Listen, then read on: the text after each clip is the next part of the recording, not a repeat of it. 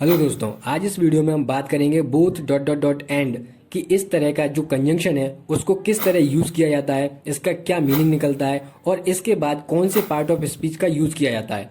तो सबसे पहली बात, जो both dot dot dot and ये एक कोरिलेटिव कंजंक्शन होता है। अब कोरिलेटिव कंजंक्शन क्या होता है, तो देखिए ये मैं अपनी प्रीवियस वीडियो में भी बता चुका हूं कि ऐसे कंजंक्शन जो हमेशा पेयर में यूज होते हैं, जो हमेशा जोड़े में यूज होते हैं, उन्हें कहा जाता है correlative conjunction. For example, either dot dot dot और, neither dot dot dot nor, so as both and, not only but also. तो ये सारे क्या है, ये पेयर वाले कंजंक्शन है। तो इसी तरह के कंजंक्शन को क्या कहा जाता है, कोरिलेटिव कंजंक्शन कहा जाता है। चलिए मुद्दे पर आते हैं और बात करते हैं आज के कंजंक्शन की। वो कौन सा है, both dot dot dot and. देखिए दोस्तों, सबसे पहली बात, इसका अर्थ निकलता है दोनों या फिर के साथ साथ। अब आप कहोगे ये क्या है, तो देखिए नाराज मत होइए, मैं इसको हिंदी में समझाता हूं। जैसे मैंने कहा कि वह मेहनती के साथ साथ होशियार भी है।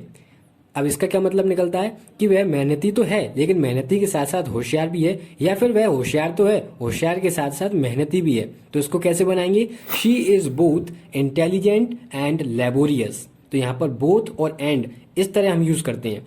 दूसरा एग्जाम्पल देख लेते हैं। यहाँ पर दूसरा एग्जाम्पल है, he is both a singer and a dancer. मतलब कि वह सिंगर के साथ साथ डांसर भी है, या फिर वो दोनों है, वो सिंगर भी है और वो एक डांसर भी है। तो आई होप यहाँ पर आपको जो कंसेप्ट है वो क्लियर हो रहा होगा। अब देखिए इसमें एक पॉइंट और आता है कि जब भी हम बोथ और एंड का यूज करते हैं तो जो पार्ट ऑफ स्पीच बोथ के बाद यूज किया जाता है, अगर बोथ के बाद एक नाउन का यूज किया गया है तो एंड के बाद भी नाउन का यूज किया जाएगा।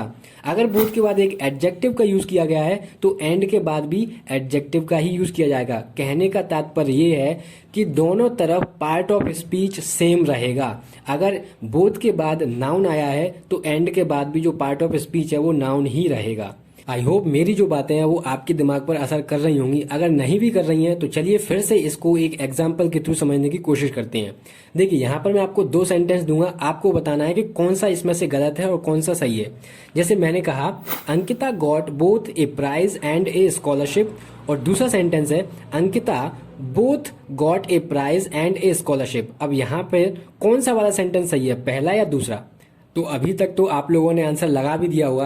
देखिए यहाँ पर मैं क्लियर कर दूं कि जिन लोगों ने भी दूसरा सेंटेंस आंसर लगाया है वो सारे के सारे गलत हैं, क्योंकि यहाँ पर सही जो आंसर है वो है सेंटेंस नंबर 1, मतलब कि जो पहला सेंटेंस है वो बिल्कुल करेक्ट है।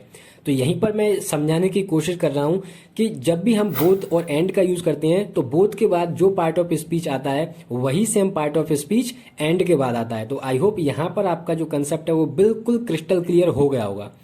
तो ये था एक छोटा सा वीडियो। अगर वीडियो इन्फॉर्मेटिव लगा है तो आप लाइक कर सकते हैं, अपने छोटे भाई बहनों के साथ शेयर कर सकते हैं, और इसी तरह के इंटरेस्टिंग एंड नॉलेजेबल वीडियोस देखने के लिए आप मुझसे जुड़ सकते हैं चैनल को सब्सक्राइब करके। धन्यवाद।